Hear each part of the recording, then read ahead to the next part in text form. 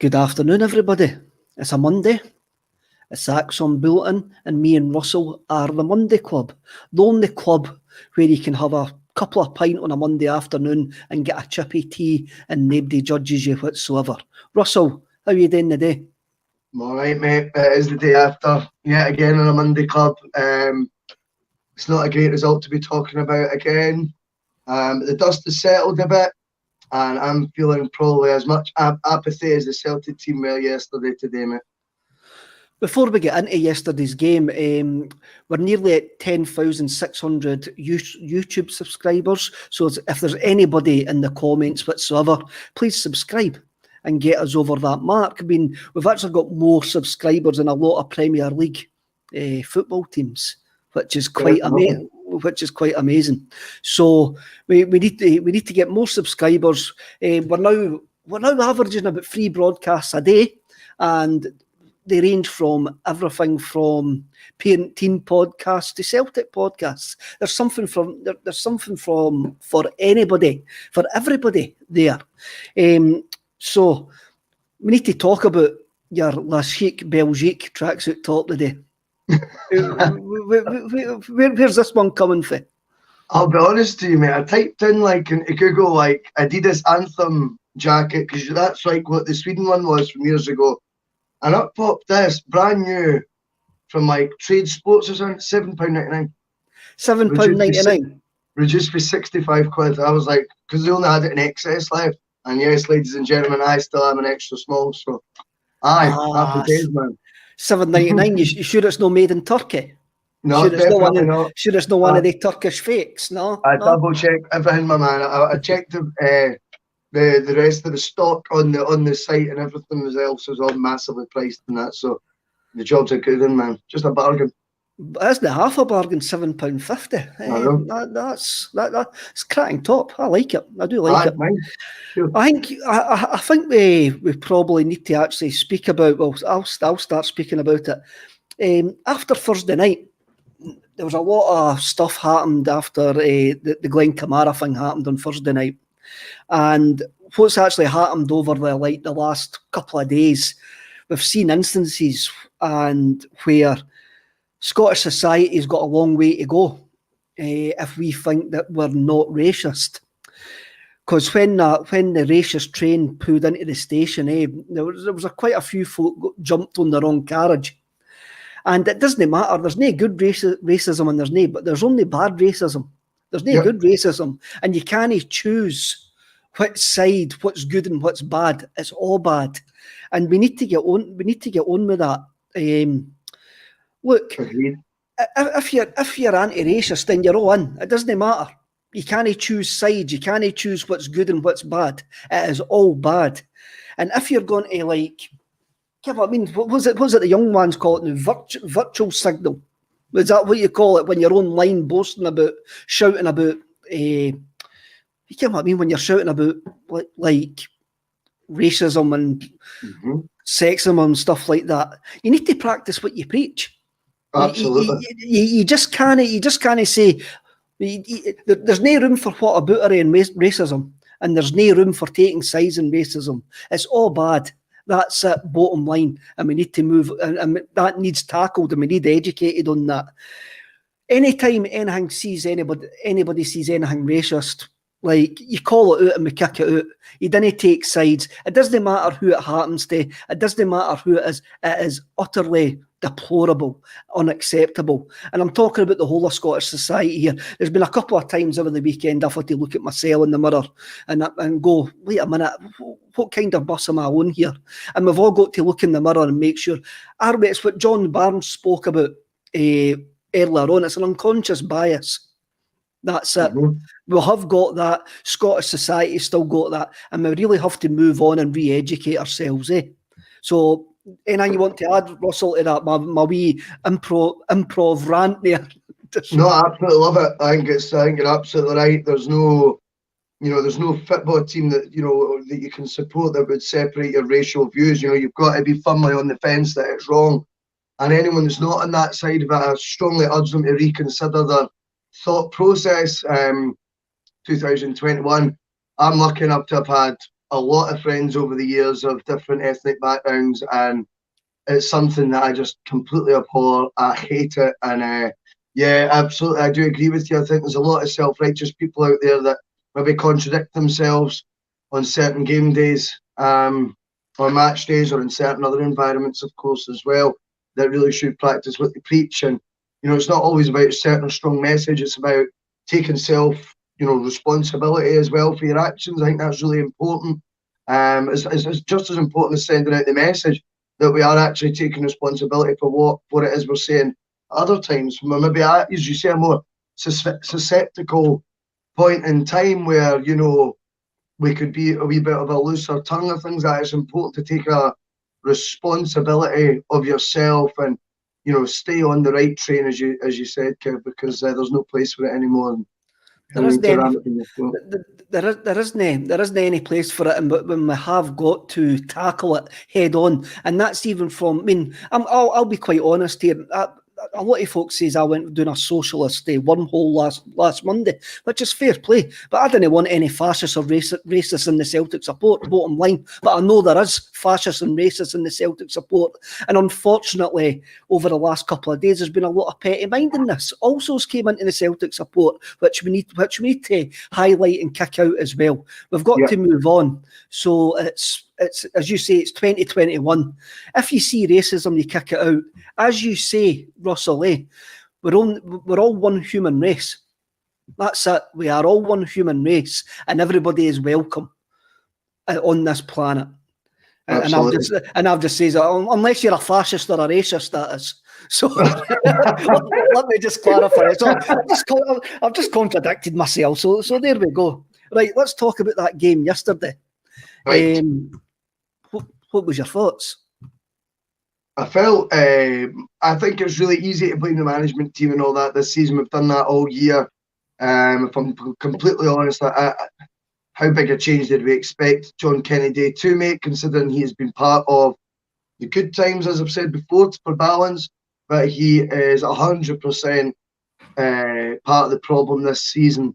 And that's been proven since he took over. There is a thought process that perhaps he's not wanting to rock the boat, and I kind of get that, because he doesn't want to make any crazy decisions that make it look really obvious he's not good enough for the job. But for me, the players need to take a huge responsibility as well. Surely it's in your instinct as a footballer, and you're on that pitch yesterday, that Rangers were happy with the draw and were there for the taking. Rangers, a lot of them, I think, were out on their feet to a point. I think they got the goal and went, all we're trying to do is protect the unbeaten record here. And for Celtic not to be trying to play further up the pitch, just a wee bit more intensity. I actually thought Celtic, they were very much out of ideas. And that impulsiveness that we spoke about earlier on in the season, when Neil Lennon often relies on just moments of magic for players as opposed to coaching them through it. Those players don't look like they've got as many moments of magic left in them than what they perhaps have delivered over the last 5 or 6 years. Worryingly, I actually thought Rangers, although when they went forward it was far less often, I actually thought they were giving me a more of a gut feeling. They had more of a cutting edge than us. I know the penalty should have been a penalty, but there's no point in dwelling on that. We knew those decisions would go against us anyway, as far as I'm concerned. No, I think that I do think there is a reason to dwell on it, because once again, I mean, I've actually defended Willie Collum at times, just saying he was a poor referee. But yesterday, he didn't even see it. He was standing behind a Rangers player. He didn't see it. He made a call on what he actually saw, what he didn't see. And yesterday, for me, it was blatant cheating. Blatant cheating. It wasn't even a bad decision. It was a blatant cheat. He didn't. I mean, for me, it's a penalty kick. He didn't need to make contact. The tackle was rash and uncontrolled. It's a foul. It's a penalty kick. But for me, for any other league in Europe gives that as a penalty. Yeah, I couldn't agree more. I mean, I think obviously we were talking about decision making and things like that on Thursday when the Rangers game was on, and they had 2 red cards against them. And obviously, I've seen a lot of Twitter posts saying, this is what happens, when it's not Scottish referees. And I'm not a huge conspiracy theorist or anything like that, but you've got to call it as you see it. and Willicombe didn't do that yesterday. We've got to call it as we see it on here, and there's no realistic reasoning you can give him not to give that penalty. That's stonewall, as you say, in any league, any European competition in the world. A lot of people worry about, did it actually trip him? Did it not? It's my belief that, you know, in the modern day football, it's all about contact. He made illegal contact with Edouard, no two ways about it, and a clean goal scoring opportunity. It's stonewall. You don't need to make contact. The tackle was reckless and the ball wasn't there to be won. Yep. The ball was away when he dived in. So you didn't need to make contact. It's a reckless challenge in the box. It's a penalty kick. Any other league in Europe that gets given. For me, I'm going to go back to a couple of things that you says, that we're like a damp firework that you find in the hut, like the big berther that fell out the box, and you go, get in there. I'm going to light this in the daylight and see what actually happens with Big Bertha here. So you light it and it goes bang, bang, bang a couple of times and it just fizzles out and just collapses in a bit of gunpowder on your grass. That's Celtic. We look like we can be, I'm going to swear here, it looks like we can be arsed at certain times. Then we just go, I just can't really be bothered. We're playing with a handbrake on. We're completely playing with a handbrake on. And it's like, we've got the Scottish Cup to defend, but it looks like the players are like me. I've checked out for this season, and the players have checked out. They get to a certain point, and they just go, we're not actually bothered. I mean, we controlled that game yesterday. I don't think it is as bad a performance as what folk made it. I kind of thought the guys that were on post-game yesterday were quite a bit negative. We controlled that game. We had numerous missed chances that we should have won. We let the champions off the hook. We should have battered them yesterday. And a team that's operating at more at 60% capability would have battered Rangers yesterday. We didn't, because we just didn't seem to be bothered. We just didn't seem to be absolutely bored that we could actually do it. When we got to 65 minutes, we were going, we know that we haven't got the fitness here. Let's just hope we didn't get beat. We might nick something. Then we get on to that's what I took from it as well. That's exactly. I felt that Rangers definitely knew in the second half that 1-1 was actually quite a decent result to be getting out of there. And if they stuck one on the counter, then that would have been a real added bonus. But really, I think they'd settled for 1-1. I think they probably decided that at half time. I got that vibe as well. I think we get that vibe because the team's mentally tired and physically tired. The team's gone for this season, and we've got at least. When you look on that park yesterday, you've got Eddie, who's not going to be there.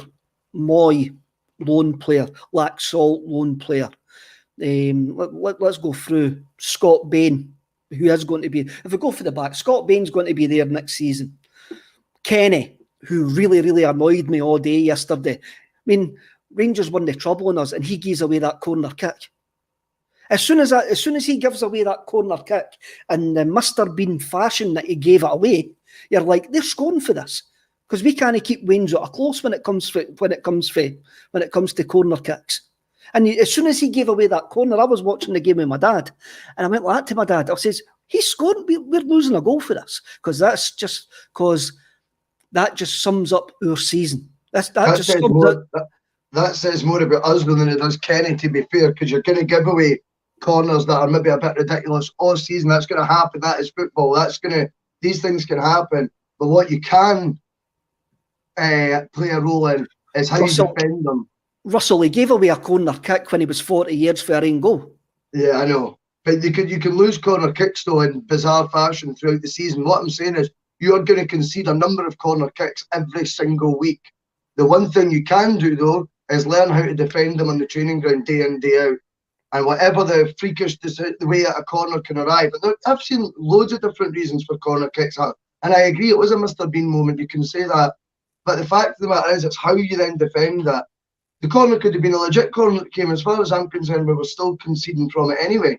No matter how we gave away that corner kick. That's what the real issue is. Do you know what I mean? That's been our issue all season. And I can't remember if it was Anthony or Paul that says that you couldn't get a Rizzler under Christopher Ayer's feet when he actually jumped at that point. Kenny again loses Morelos and allows him to actually take the chance into the back post. But for me, again, I'm just absolutely fuming that we gave away the corner kick in the first place, because he's 40 yards from his own goal. He panics and humps the ball out the park. What was he trying to do? What was he actually trying to do? I mean, we've had Kenny now since January, and for me, I haven't seen anything better than Anthony Ralston in him. And again, I'm not putting that down to the guy. The guy's a decent EPL team, but what I think's actually up with him, he's just plasticined and moulded into the mentality of that dressing room, which is, we can't be arsed. And he knows that he's not going to be there next season. He knows that the 5 months of an utter shammy a season at the club that he's in is not going to affect that he's going to end where his career is going to go. He's going to end up in the Championship. He knows that anyway. And playing poorly for 4 months in Scotland's not going to affect him. I think there is that. I think you're saying about John Joe Kennedy is sort of moulded into that Celtic mentality. I also think, whether they admit it or not, there's a huge crisis of confidence at Celtic right now as well, in the playing squad. I think they just look, as I say, there's no moment of magic there. When they get the ball, they're not ruthless anymore. They've not got that courage. It's a lack of belief. And I remember we were talking about Laxalt earlier on in the season. They actually had a good game yesterday. But Laxalt seemed to dip after his first sort of 5 or 6 games, even though the results weren't particularly good when he started out. His confidence seemed to dwindle and go into the sort of tying in with the rest of the squad as well after that. And yeah, Kenny just seems to have picked up whether you want to call it can't be arsed, or whether it's lack of self-belief, maybe it's a combination of both. But yeah, he seems to have picked up that infection a lot quicker than even Laxalt did at the start of the season, you know? Well, aye. We haven't had the dead cat bounce, which sometimes bringing in a new manager or a change of voice in the dugout actually brings, and it's quite noticeable that, or you can maybe now get to the point that maybe John Kennedy had more of an input into Neil Lennon's Celtic than we gave him credit for, or discredit for, as we move forward, because he seems to be going with the tried and tested, and nothing seems to be changing. The only thing it changed yesterday, that it took 80 minutes to make a sub, which was quite baffling when you had Ryan Christie on the park again, being a waste of a jersey. And we're talking about players that have checked out. Yeah, that's another player that's checked out. Ryan Christie's checked out. His eyes on 3 games for Scotland in the summer and getting a move to England. He's going into the last year of his contract. And has he ever turned up for us against Rangers? I don't think he has. No, I couldn't agree more. I thought he was so quiet yesterday. It was unbelievable. And not for the first time in a Glasgow derby as well, as he been posted missing. I think it was JP yesterday who said the brilliant line on, if his head's out the door, then he can, his feet can follow, something like that. Because I don't see any future for Ryan Christie. I think he is one of the players that we've known for a long time that has maybe made noises that he wanted to leave, and then maybe the line Lennon was referring to. Some moments of brilliance from him over the past couple of seasons. But I think, with a year to go, we're not going to put in an amazing offer to try and retain him, I don't think, after his disappointing return of form this year. I appreciate he'll probably be quite high in the assist column, but he starts nearly every single game. He's got maybe 12 assists, 13 assists. What's that, in 50 starts, 45 starts? Someone will know. But it seems like he starts almost every game. And yeah, there seems to be a lack of willingness to take him off as well. And yet you contrast and compare with a far better player in far better form, and every opportunity he is taken off. I don't even do Turnbull Bingo on the Twitter anymore, because I was going to run out of run out of chomps, mate, because there was going to be a sub every twice a week. So it's sad what's going on there. I don't get the Ryan Christie persistence, especially if we all know he wants to leave and he's not going to be there next season. We're running the risk of just only cheesing off someone who probably is a lot more likely to still be there next year. Why do what you can to annoy him when there's other options there to be taken off that were more glaringly obvious, first and foremost, on a footballing level. And then secondly, with one eye on next season, I think Celtic are running the risk right now of cheesing David Turnbull off, or at least cheesing his agent off enough for him to tell David Turnbull, you shouldn't be putting up with that, by the way. And that's why you're not in the Scotland squad, because the Scotland manager doesn't think you can last 90 minutes. I'm going to disagree with that, mate. Again, I thought it was a strange substitution yesterday. I don't think Turnbull should have went off yesterday. I do feel in some of the games where he has been substituted that he has deserved to be substituted. But yesterday there was not one of them. I mean, you look at yesterday, we ended up with James Forrest and David Turnbull, Lee Griffiths up front.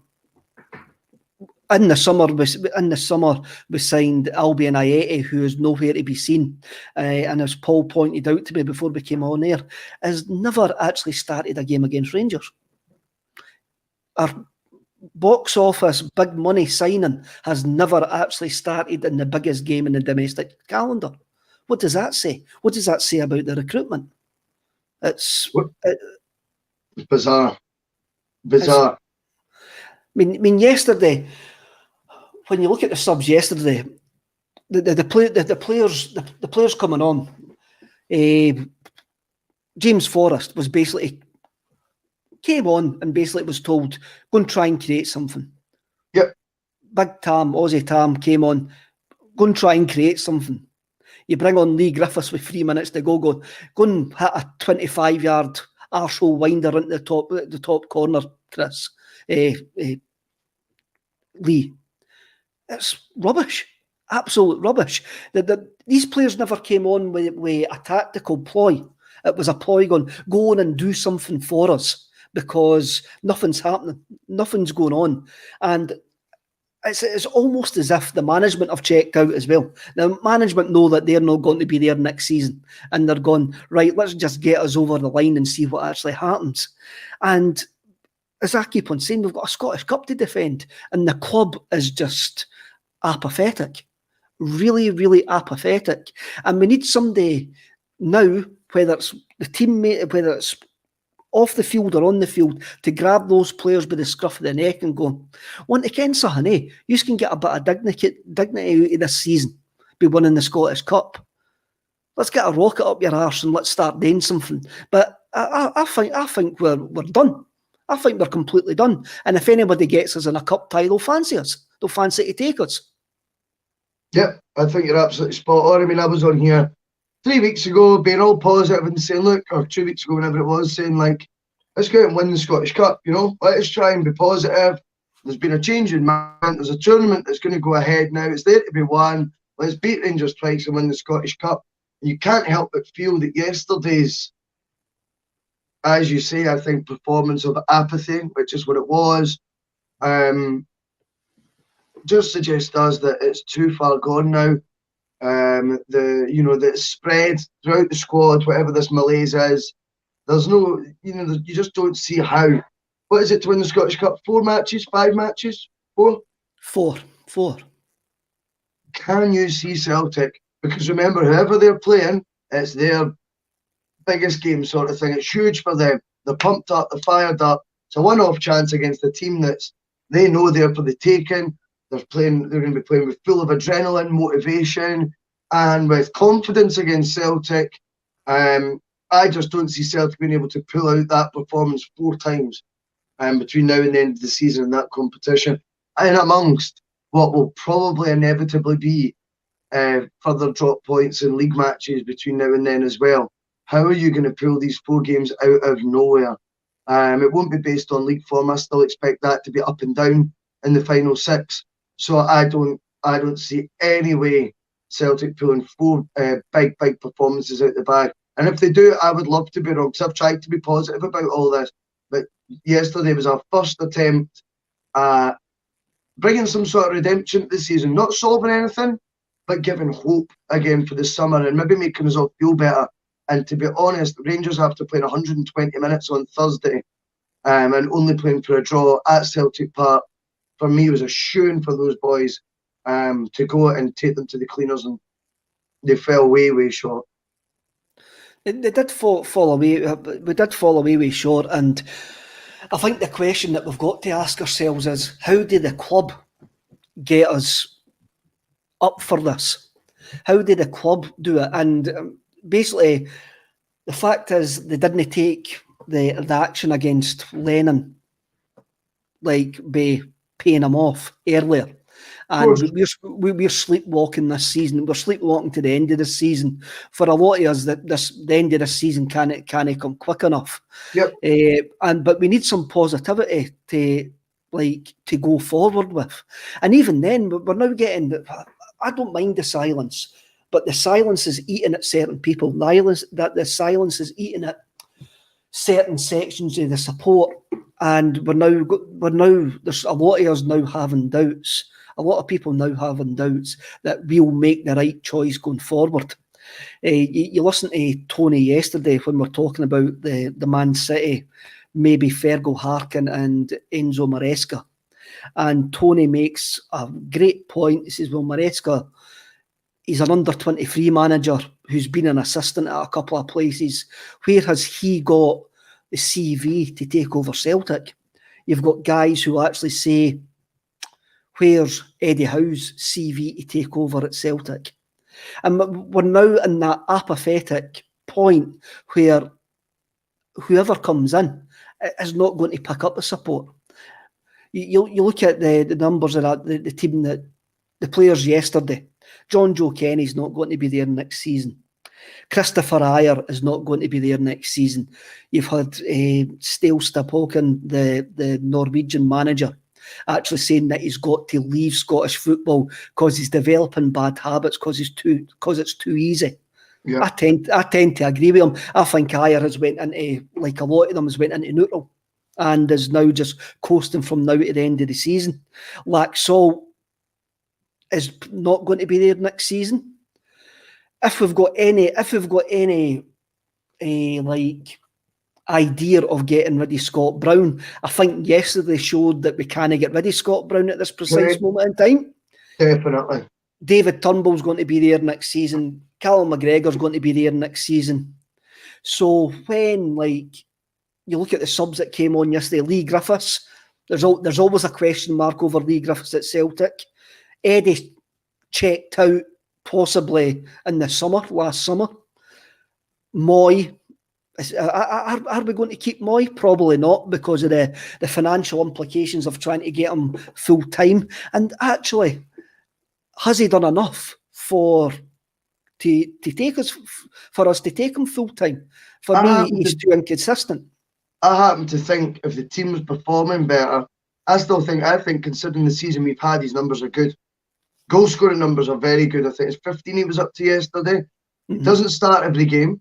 He's played a couple of different positions as well, and the team's been crap. I happen to think if we'd had a good season this year, if other players had played at a better level, I think he could have been 20 goals. I don't think Celtic will keep him, because he, again, is just going to be associated with what has been a disastrous season. I happen to think, though, he is good enough to be part of what we do next year if we did keep him. I think he needs better management, he needs better players around him, and he needs played more regularly. And he would play more regularly, because if he was playing in a better vibe of a team, or a team with more confidence, I think he'd be scoring even more goals. I think he's got a real eye for goal. Maybe not necessarily as an out-and-out striker, but he's always struck me as someone who's a good finisher. He could be the guy that, sort of gets you the sort of Commons, I think, sort of levels of goals, 25, 30. I think there was one season Commons got a lot more than that, but in general, 25, 30, I think he could probably get you that for a few years, but he's going to be tarred with the brush of this season. If he couldn't get in this Celtic side regularly this season, Kev, then it's going to be hard to convince the board or the new CEO to part with £5 million for him in the summer. It is going to be difficult, but then again, that's going to be up to what we expect to be a director of football to come in and whoever's getting interviewed for the director of football role, or whoever's been given the director of football role, we don't know, will be watching that side. He will know like confidential details of how much it's going to get guys like Moy, Laxalt. He's going to know like what's going to happen in the summer, who's going to go, who's going to stay, how much money we're likely to have. So whoever is going to be the director of football will already be thinking ahead. And he might have a look at Moy's goal return and go, there is a player there. If we get a dressing room with a better attitude, then we're going to get something out of that player. And they might take him. They might take them. Now, the byline is, I'll come back to the byline, but Brian Conway, 60. Maresca has a better CV than Lennon had when he was appointed first time around. I think that's true. But we're going to mention John Barnes twice on this podcast. What Neil Lennon had was the Celtic background. Maresca wouldn't tick a lot of the boxes because he hasn't got that Celtic background for a lot of the support. And that is a sad thing to see in 2021. It is a real sad thing to say in 2021 that this is the reason that the lazy options like Roy Keane are getting bandied about, because they're supposedly Celtic-minded. And we've got to move away as a support. Maresca probably has got a better CV than what Lennon had, but then if you sit on the fence, which I'm chaffing sitting on this fence with him, I can see where Anthony Hargett is coming from, but I can see where Brian Conway's coming from as well. I'm right on that fence, and it's sore, sitting right on that fence with somebody like Maresca. But I can see, are the fans looking for, what the fans looking for? They're looking for a coaching team, or they're looking for a showbiz front name? I think we need to get a wee bit realistic though, as well, and say Maresca has a better CV than Neil Lennon did first time round. Neil Lennon first time round didn't win the league first season and won it the second season with an amazing comeback, and don't take anything away from him on that. I don't think, you get the first season not to win the league next year. I think we need that League One. So I don't think Lennon's first time round being appointed should at any point be the parameter by which we then base, our opinion on the next manager. I mean, put it this way, Maresca, let's think for a more positive thing. When Brendan Rodgers took over, his CV is 10 times, 20 times better than what Enzo Maresca's is. Is that not a more positive period in the club's history to be looking at that we should be striving to achieve? So if you look at it that way, forget it. For me, I've said this already and I stand by it. Maresca would have more backing if we got the job done this year, and we still could have got the job done this year if we got rid of Neil Lennon at a decent time and got in a safe pair of hands at the end of the season or whatever, or if Lennon had just, I don't know, done his job right or whatever, and the players hadn't capitulated the way they did. But if we'd won 10, an appointment like Maresca gets the benefit of the doubt, shall we say, with an openness and you're on such a crest of a wave as well. There's just such a positive vibe. It's going to get that back, and now Celtic have completely been the catalyst in their own downfall, because now their next appointment needs to be tempered with demands that are going to be a lot more impatient from the Celtic fans next season than what they have been this year. And that's one thing we're going to need. We are going to need patience. I noticed some comments yesterday saying that Rangers weren't that far in front of Celtic if you look at the last two games when we have dominated for certain periods. But then when things have swung certain ways, you don't need to play well. When you have a look at the season Rangers are having, you just kind of knew that they were going to equalise yesterday, and you just kind of knew that we weren't going to have a clean sheet because that's the way it swung. I get we could improve with better coaching, and that's where we need to go. But we need, if you bring in somebody like Maresca, he's going to need the Steven Gerrard free year. He's going to need the Gerrard free year until you actually get a team. And are the Celtic support going to be patient enough to actually give him those 3 seasons? I would very much doubt a lot of the Celtic support would. I mean, again, we're going to have to go back to apathy. And that we didn't sack Neil Lennon earlier than we did actually screams off the board writing this season off. They just writ it off. And this Too is early to do that, though. I know. That drives me nuts that even you're saying that, because I think you're right. But it actually drives me mad that you're saying that. Do you know that? How can you just write it, or how can you go, well, it looks like the game's a bogey, we'll just stick with him for now, and unless things get really, really, really bad, then we'll let him go. Come on. That can't be like how a big club thinks. We must be the only big club, or we must be the only one club since 1888 that acts like that. Honestly, if that is right, and I've got a horrible feeling you could be right, that's shocking. That is shocking, and we've got to maybe, as a support, right? I was listening to another podcast the other day, and they were talking about, I'm going to go American football here again, and they were talking about New England Patriot fans who have seen a decade of dominance under Tom Brady and Bill Belichick. And last season was the first season that they didn't make the playoffs. And the New England Patriot fans were going absolutely mental. And it's a bit like Yankees fans in baseball. Once you've actually been to the top, it's difficult to readjust to not the natural order of where you actually are.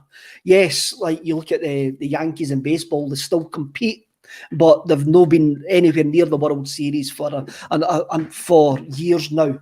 You look at the Patriots; they never competed last season, and never got to the playoffs. So their fans are all up in arms. We're coming off a period that I'll probably never see again domestically. My four greatest seasons watching Celtic, probably up there with the Martin O'Neill years of dominance that we'll probably never see again.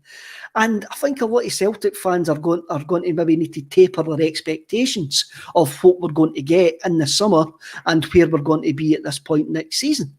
I think if we're sitting here next season challenging, I'll be really, really happy. If all things stay the same,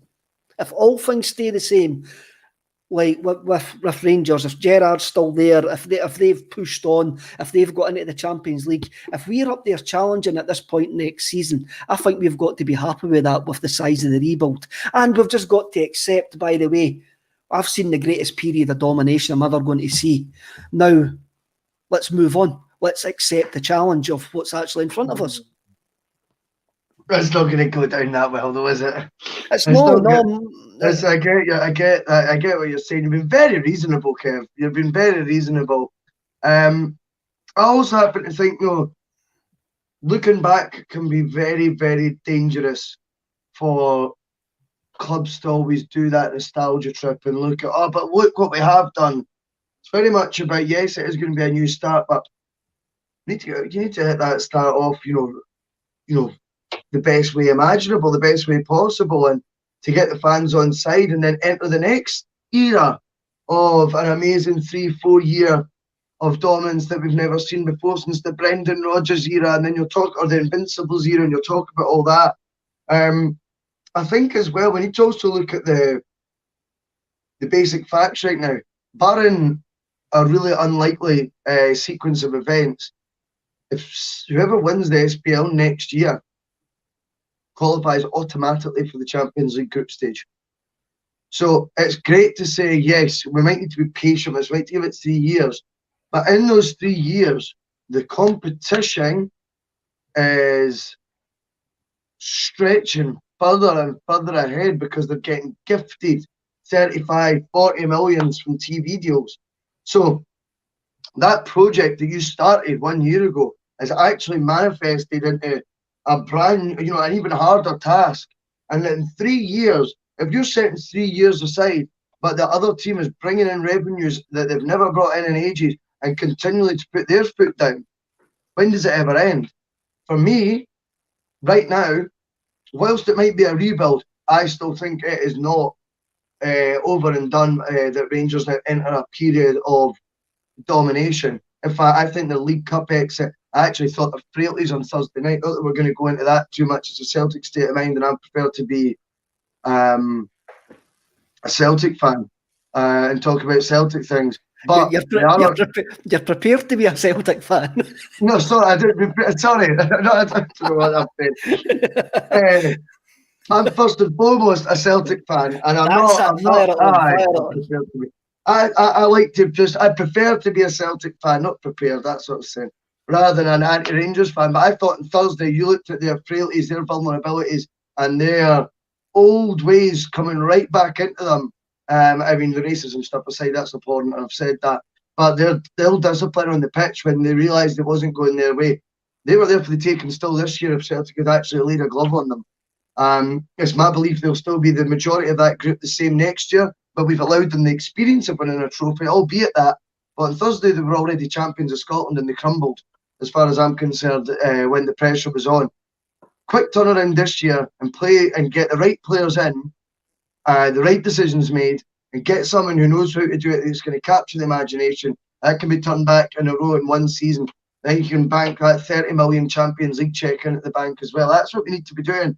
We need to be thinking realistically, Kev, as well, about 3-year projects. We could be getting left behind if that's the case as well. Is it? I mean, we have a look at... We're conditioned now. We're absolutely conditioned now to say money is everything in football, right? And you have a look at the teams that have popped us out the Champions League. They've got a fraction of your budget. You look at Rangers' budget compared to ours. Like, I think your wage bill's maybe £10 million higher than Rangers at this precise moment in time. That'll probably level out because there's no danger that we're paying any bonuses out this year anyway. So that's going to level out. And I don't get that. They get £30 million and it gives them a better hangway. But then you look at us. We've made an absolute mess of things this season. So it can happen if you've got a team that's a team that's a sum more than its parts. If you've got a decent manager, and this is where a decent football department. And this is where we fell down in the last 18 months. Our football department is basically exploded like one of the big pussy spots that you get on your forehead, or on that telly program. What's it? Horrible Bodies or something like that. That's what it's like. That's what it's like. It's just got bigger and bigger and bigger, and somebody just went, "Oh, I think I'll just squeeze it." And now we're cleaning up the mess, and we could be cleaning up the mess for a couple of seasons. You listen to the Celtic Soul podcast by Andrew Mullen. Andrew Mullen will be listening. Hi, Andrew, with David Lowe. Now, David Lowe is a close confidant and friend of Neil Lennon, and over the podcast, he says. On the podcast that he done with Andrew at the weekend, and this came directly from Lennon. There's no point in hiding on this. There's no point denying that. There's no point David denying that either. 6 players chucked it down tools at the start of the season. 6 players, and it's easy enough. It's easy enough to point the ones who have down tools, but it would be very difficult for a manager to handle that. And I reckon our dressing rooms have been poisoned this season. I reckon when you hear the snippets coming out from the manager downwards, our dressing room hasn't been a nice place to be. I agree. And that's not the pressure of 10. That's just the pressure of modern football. That's just a pressure of players not wanting to be there anymore, who were promised. It goes back to what you said last week. They were promised the dream. And now they're getting told, no, we need you to stay for one more year. And they're going, we're not interested in that dream. We're more interested in moving on. I think that's right. And I think we've actually seen the downside of we've seen the downside of that cycle ending. And now we're going into the next cycle. And it's very difficult to be excited about the next cycle because we don't know what it's going to look like. If Celtic were to announce tomorrow what it's going to look like, do you think we would get the bounce? Do you think the players would get the bounce?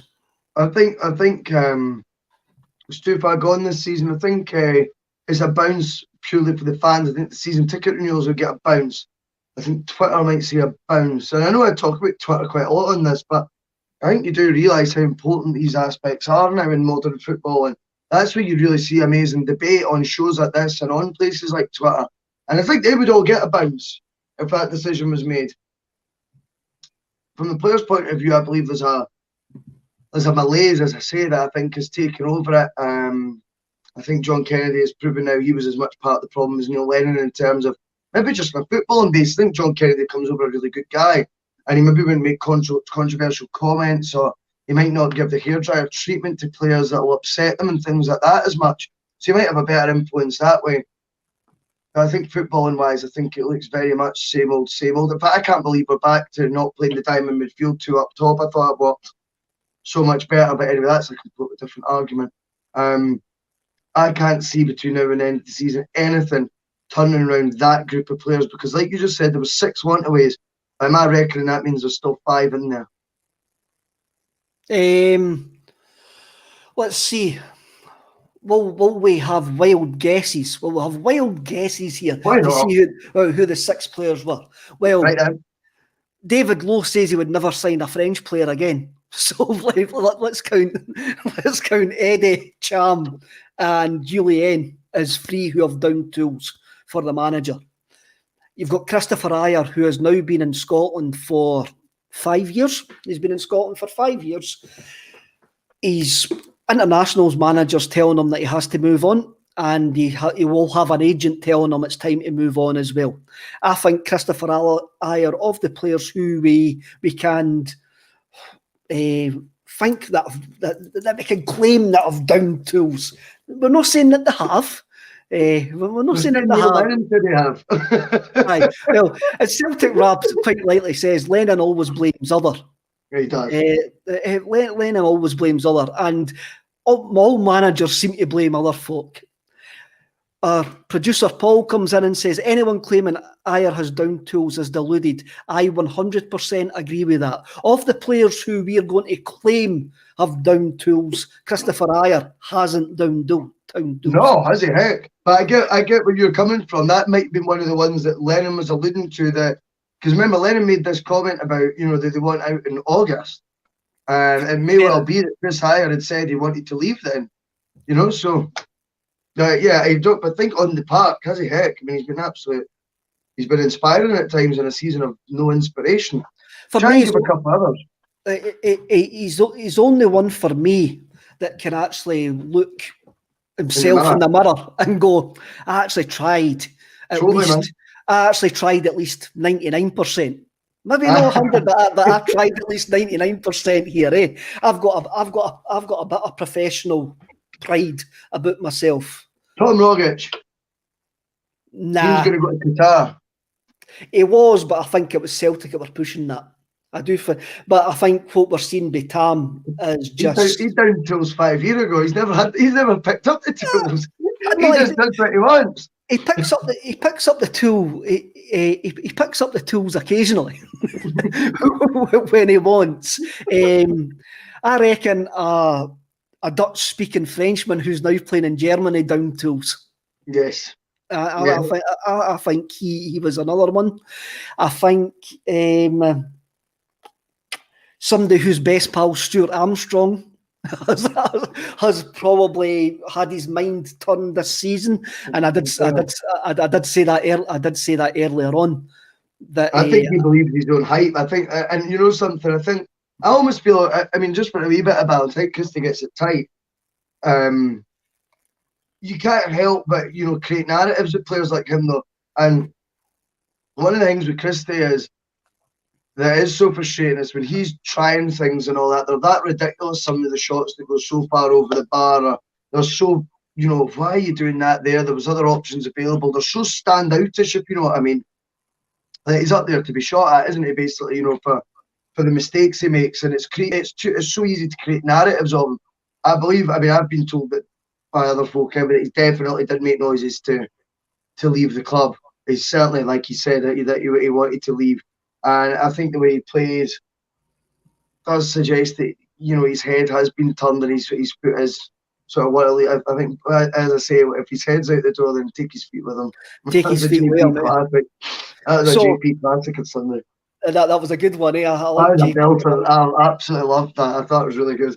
So we've got the Frenchmen free, a French-speaking Dutchman, a Chukter, and Christopher Ayer. So that's the six that we reckon what that Neil Lennon was talking about after Fenerbahce. So, and then what else you've got? Bolingoli shows that there's no discipline at the club, and I got shot down for saying that at the time when he decided to go to Spain for a date. And you wonder how far deeper it runs as well. This might sound a wee bit off topic, but I always tend to go off on a tangent for one of my random comparisons. We've not picked up on it, right? And just to show, like you say, about the lack of discipline in the squad, the lack of effort, the lack of mojo, Scott Bain yesterday's laughing when he nearly makes the biggest muck up ever, when he boots the ball off the defender. Or the Rangers player, in fact it was, sorry. Remember when he's tried to clear it? Aye. Mind you, I was laughing as well. He starts laughing. Let's just contrast and compare with the goal at the other end and how he would react if that happened. Don't get me wrong, McGregor would have blamed it on the other player, if he took the ball from him. But he wouldn't be laughing. I just feel moments like that, to me, when we're talking about players that are maybe taking it too lightly, I don't know how laughter can be the reaction in this game, and it's 1-1 and we're pushing. We need a win. You should be relieved. You should be wiping your brow and getting on with it. Trust me, it's not a laughter moment. I don't think anyway. I think it sends the wrong message, stuff like that. And again, you contrast, you compare winners with, across another goal mouth, and I just don't see Alan McGregor, who've already won the league. If that was him, I don't think he'd have been laughing. I don't think he would have been laughing. And as you say, the Rangers have had like that mentality this season, and you do need that mentality. But you also, I'm going to say this, and I didn't like saying this, but I'm not going to go down this path. I want to see them with full stadiums and us close to them. I want to see if they've got the mentality. Then it's okay playing glorified training games. That's fine. Yesterday was nothing but a glorified training game. But what happens if you make that mistake and you've got 40,000, 50,000 fans on your back, or you've got a rabid away support and you haven't scored at New St Mirren Park after the first 15 minutes, and the support start panicking because they hear that their rivals are 1-0 up. We've all been there. We've all been at games when that's actually happened and turned. It's like playing football at the moment. It's like playing football in a snow globe. You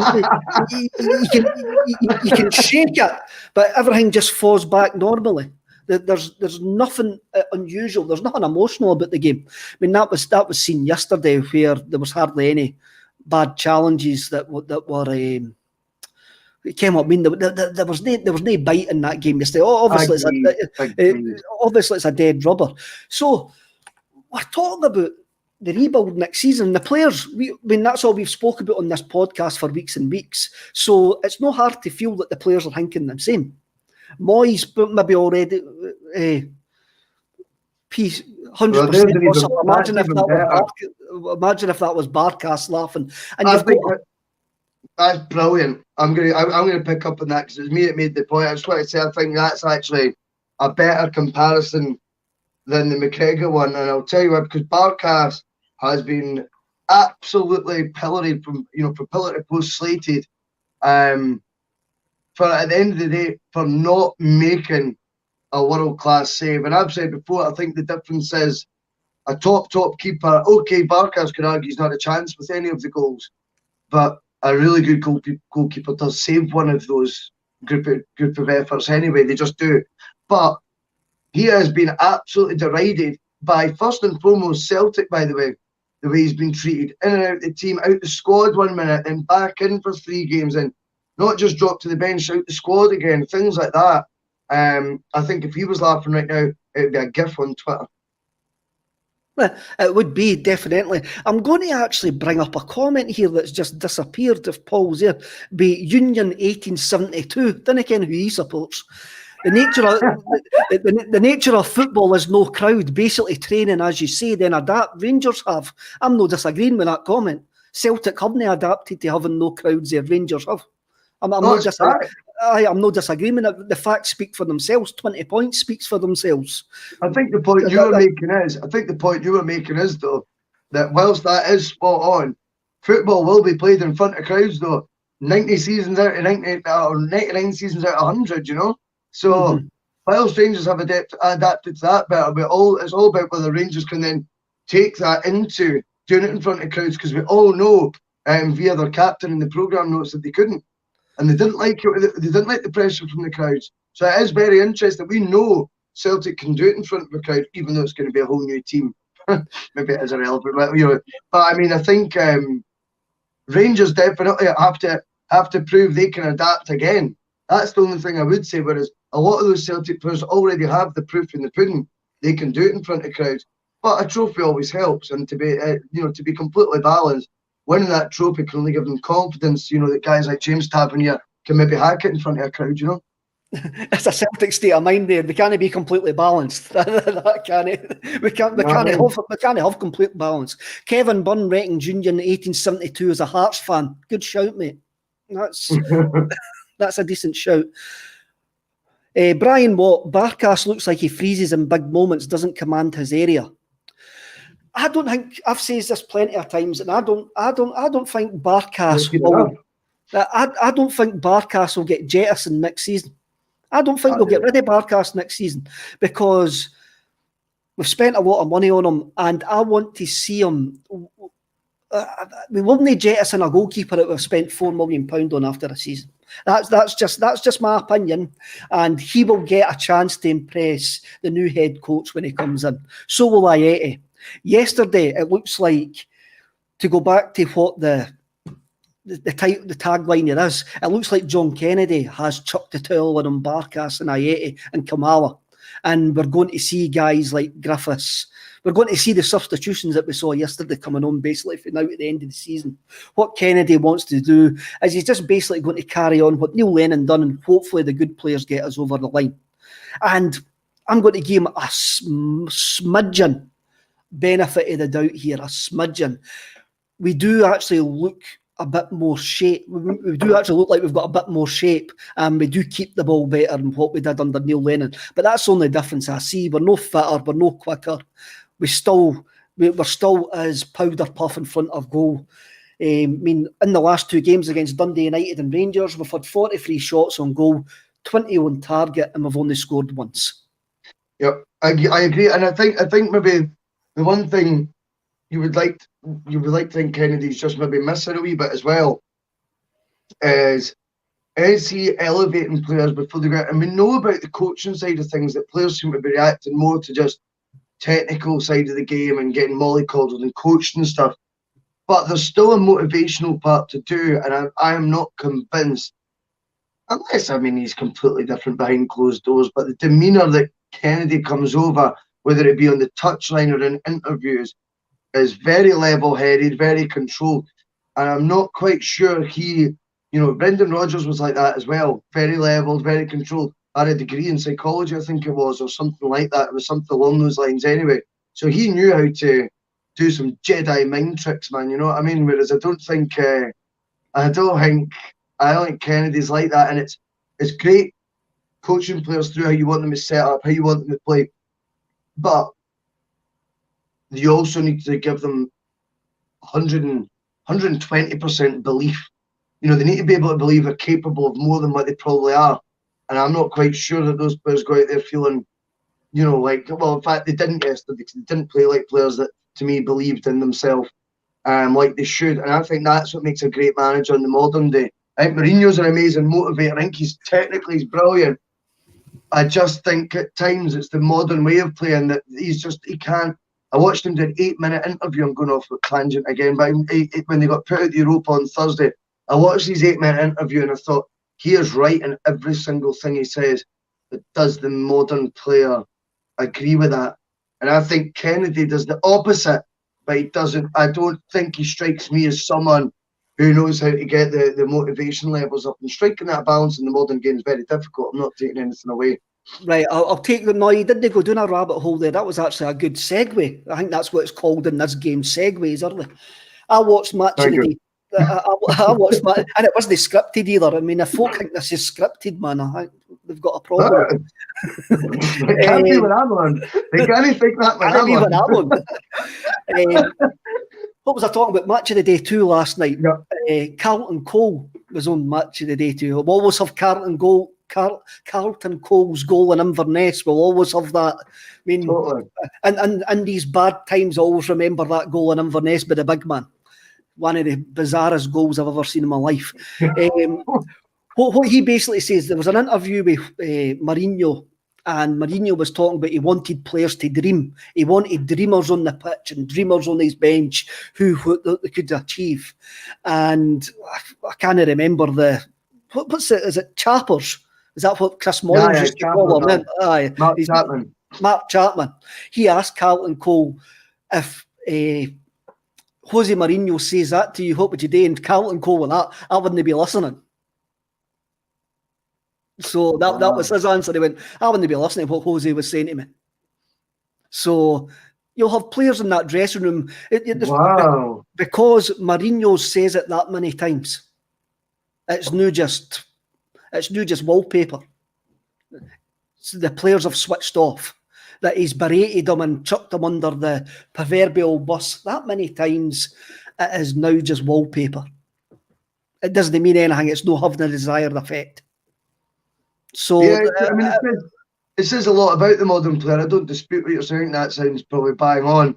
It frustrates the life out of me, if I'm being honest to you. But maybe it says more about Carlton Cole and what it does modern football players, right enough. But no, I think he is. I think he's probably onto something there, Kev. To be fair, and that actually, it cheeses you off hearing that, because you just think, really, was that what it's came to? Because you've said it so many times. Maybe if you actually did your job, you wouldn't need to say it so many times. And I just feel that whoever it is that comes in to get back to, the point at hand here for Celtic's point of view, they're going to need to be someone who strikes, I think, particularly at a club like Celtic, because the need is so great when you're under this pressure. It's going to need to be someone that I don't think maybe Kennedy did yesterday, that does know how to G up the players and get them fired up, but without hurting their little feelings and all that. Do you know what I mean? At the same time, and someone that can also take them on the training ground and lay out all the cones for them and tell them in 10 minutes you're going to play a 5-yard pass forward, and in the 12th minute you might try and win a header, and you'd be really brave if you did that, son. And we all believe that you can do it. So it's quite a difficult balancing act. So you're basically shouting for Roy Keane to get the Celtic job then? No. Martinez, mate, I'm telling you. Martinez, is that what's Martinez's Man City connection? Has he got a Man City connection? Because everybody we seem to be linked with has got a Man City connection. Craig Hazel, hiya Craig, how are you? Has put in the comments, we could have had Joe Hart for hee-haw in the summer. Don't remember we all slagged Joe Hart when we could have had him. Oh no, I'm sorry. I think for me, if we talk about Barkas hasn't made a meaningful save this season. Joe Hart hasn't made a meaningful save in about 10 years, so no chance. Terrible. He would have been a disaster. I'm just having a look to see if there's any more comments that we can go through. He's saying any more good comments. That's basically what he's saying. Don't take it personally, lads. Thomas McMahon, the Man City cartel depressing. Kieran Nolan, players need to take more ownership. Manager can only do so much. The players are lonely folk. Players are lonely folk that can get managers sacked. That's been that's been football over the back for years and years. There has to be a leveler with that, though, just to quickly say as well, that pendulum has to start. I don't know whether it's going to be wages that will end up coming down to dictate that. Not that I can see that happening. Or what the key variable is in that pendulum swinging again, where you get players playing for managers again, that know they're lucky to be where they are, as opposed to being far too aware of the power that they've got, and that if they muck up, it'll be the manager who loses his job, not them. Sad. Mm-hmm. It is sad, but that's the way the cookie crumbles in this world, eh? Right, everybody, we've been on for an hour and 4 minutes, Russell. We never spoke about half the things I wrote down in my notes. So I'll just throw them behind my head. So what we'll actually do is everybody subscribe. If you haven't subscribed, please subscribe. Button down below. Me and Russell are going to be back tomorrow night for Scream of Celica, and I don't think we've chose our albums yet, but we're looking. We've actually moved forward in time. We're going to do a bit of share if I could turn back time, but we've actually went forward in time to 2011, and we're going to be talking about a game which probably saved Neil Lennon the first time round, and we'll be looking at maybe we'll go down a parallel universe. I like going down parallel universe. I like going down that. What happens if we didn't draw 3 each at Rugby Park that day? Oh, yes. Where would we be? What would have happened? That's a different take on it. We'll go down that. Feed the Bear comes in with Pink Floyd, please. Strangely enough, Dark Side of the Moon was in the album charts that week for some bizarre reason. So we can talk about Dark Side of the Moon tomorrow night, Feed the Bear. Let's do it. He's a regular viewer as well. We'll maybe talk about that. We won't talk about Dark Side of the Moon tomorrow night. So lads, everybody out there, stay safe. Don't be an arse, don't be a race.